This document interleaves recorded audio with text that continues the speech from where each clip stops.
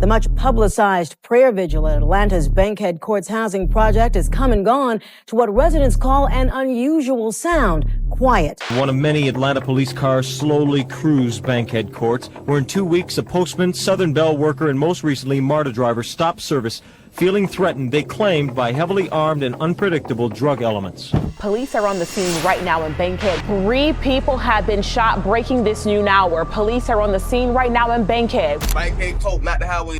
Clear upon the YPC zone 1. Boy. Imagine living in a place so feared that the mailman needed a police escort just to deliver letters. Thomas Oliver is the mailman who stirred the U.S. Postal Service to suspend mail delivery to Bankhead Courts Monday. Oliver claimed to be in fear of his life over the weekend after hearing nearby gunshots. This was life in Bankhead Courts, a sprawling public housing complex on Atlanta's west side that became infamous in the late 1980s as crime grew rampant. Police say a car in which 24-year-old Elisa Ponder was riding showed up here last night. After the driver argued with a drug dealer here, shots were fired at the car. Elisa, sitting inside, was killed. Years earlier, Atlanta's own mayor spent a weekend living in Bankhead Courts to experience its harsh realities firsthand. But I guarantee you that I'll be able to get a much closer perspective of the conditions under which those people live by living there with them than I would by not living there with them. And that's the point.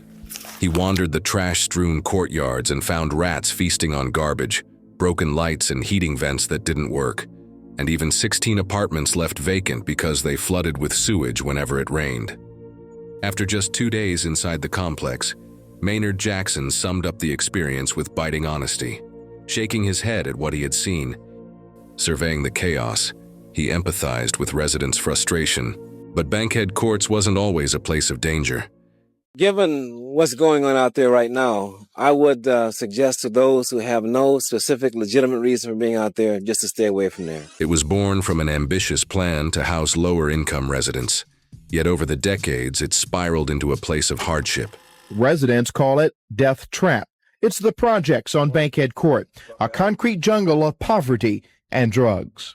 To understand how Bankhead Courts came to be, we must start with Atlanta's pioneering and troubled history of public housing. In fact, Atlanta was the birthplace of public housing in America. In 1936, Techwood Homes opened in downtown Atlanta as the nation's first federally funded housing project. It was a model community with tidy brick apartment homes with modern amenities, meant to replace slums with affordable, decent housing. Techwood was for white families only, while the city built University Homes in 1937 as the first black public housing project. The success of Atlanta's housing experiments even helped inspire the U.S. Housing Act of 1937 to expand public housing nationally. Over the next few decades, Atlanta built more housing projects such as Grady Homes, Bowen Homes, Perry Homes, and East Lake Meadows, aiming to provide a safety net for the poor. However, over time, that safety net became a trap. Decades of policy shifts transformed public housing into a permanent home for generations of families, often surrounded by disproportionately high crime. By the 1970s, many public housing communities in Atlanta were overcrowded and aging. At the same time, poverty and crime were on the rise in these projects, exacerbated by the loss of industrial jobs. Still, for a long time, the city's answer was simply to build more projects, expanding the system even as conditions deteriorated.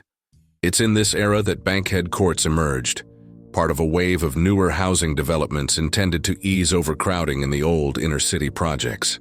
But as we'll see, Bankhead Courts would soon face the very same problems, only on a more isolated and unsettling scale. Bankhead Courts was constructed between 1968 and 1970, in Atlanta's far northwest corner, on a plot of land that had once been a landfill. The location was isolated, tucked near warehouses and light industry on the edge of the city, just east of the Chattahoochee River. This isolation was by design. Planners hoped to decentralize low-income housing, placing it away from downtown congestion. The development sprawled across 45 acres split by Bankhead Highway, containing 65 low-rise buildings, with 2- and 3-story townhome units. Unlike the old high-rises up north, Bankhead Courts was built suburban style, with garden-style apartments meant to foster a community feel. But from the very beginning, there was trouble. For one, the location was isolated. That meant out of sight, out of mind for many Atlantans. Also, building on a former landfill had consequences. AHA officials say it would take millions to correct the problems they inherited, an old complex built on a floodplain with an inadequate sewer line.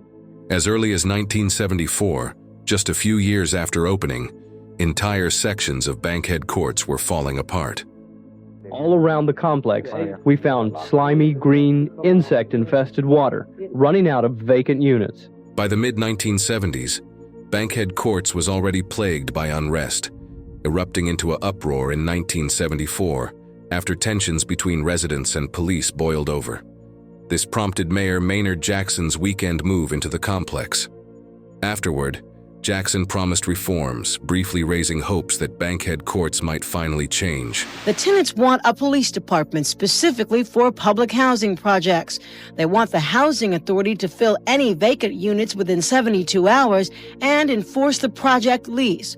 They're also asking for a curfew for all children under 16 and for regular town hall meetings with anyone involved in providing public housing. But the relief was temporary. The late 1970s brought economic downturns, and as the years passed, many of the supportive services in Bankhead Courts fell victim to budget cuts.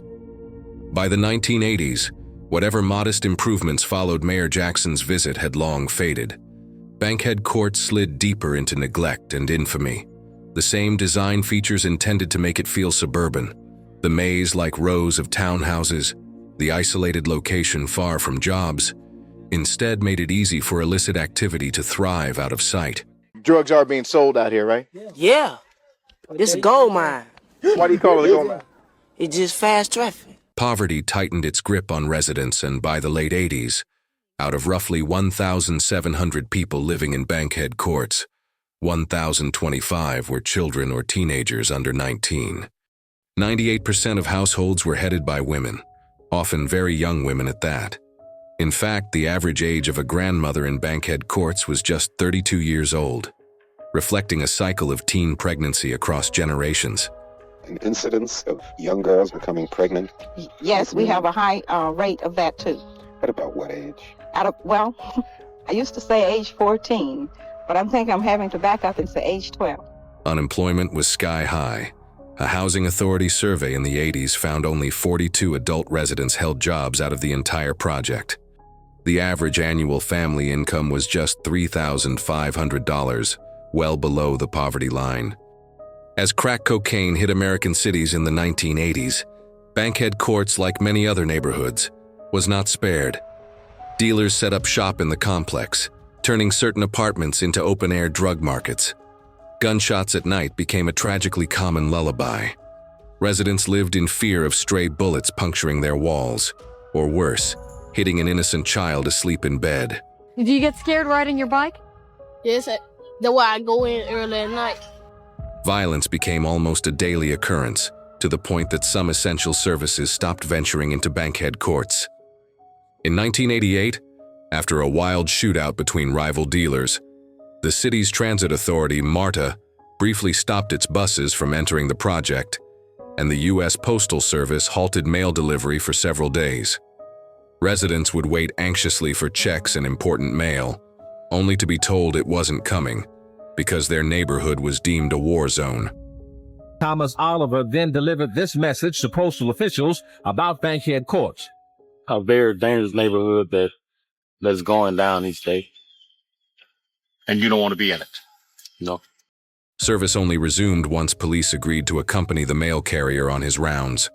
Neighbors would watch the surreal sight of a postman walking with a uniformed police officer and a squad car trailing behind as he delivered envelopes to each door.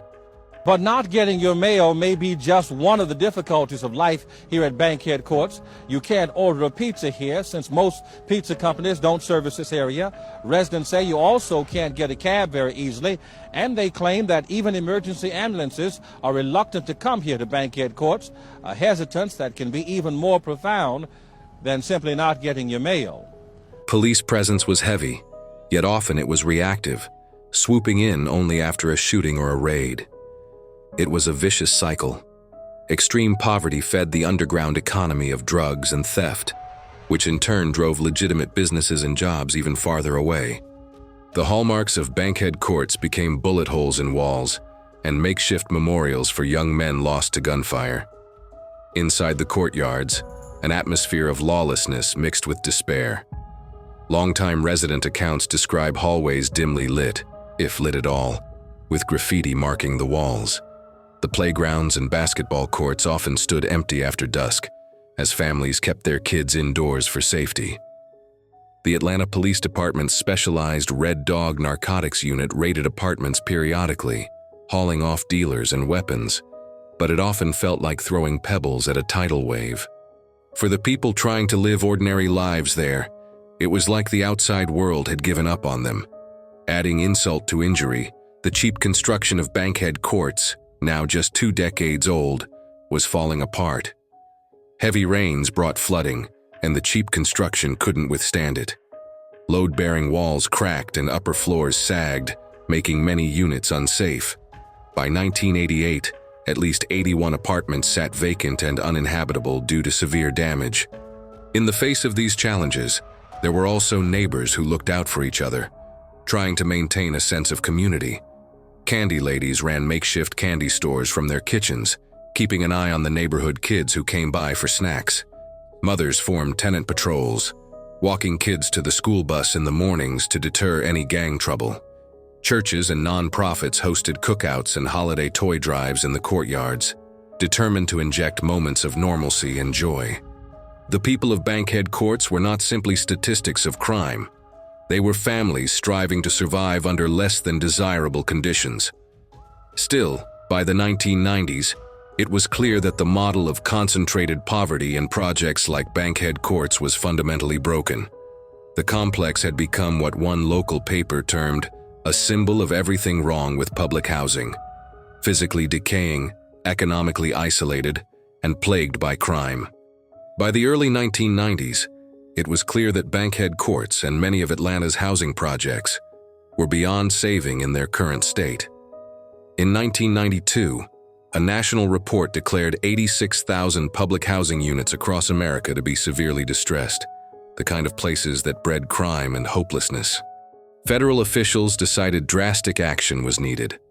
HUD, the U.S. Department of Housing and Urban Development, launched the Hope 6 program in the mid-90s, pushing local housing authorities to demolish their worst projects and replace them with mixed-income communities, or Section 8 vouchers.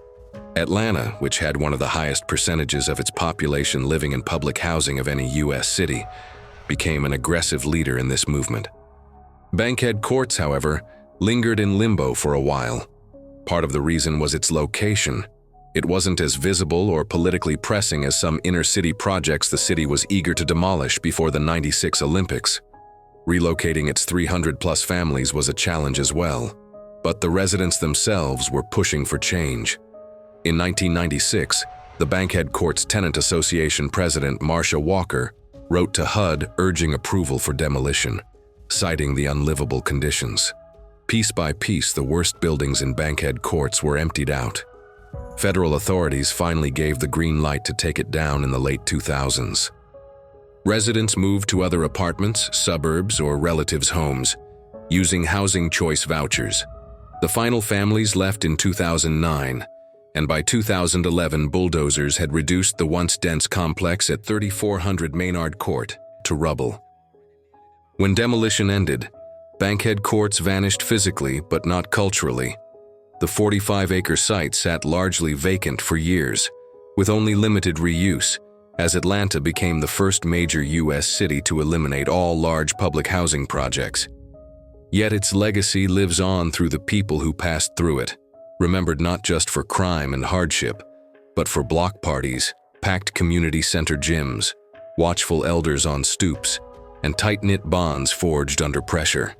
Bankhead Courts was a place of pain, but also resilience, shaping generations who carried its stories across metro Atlanta.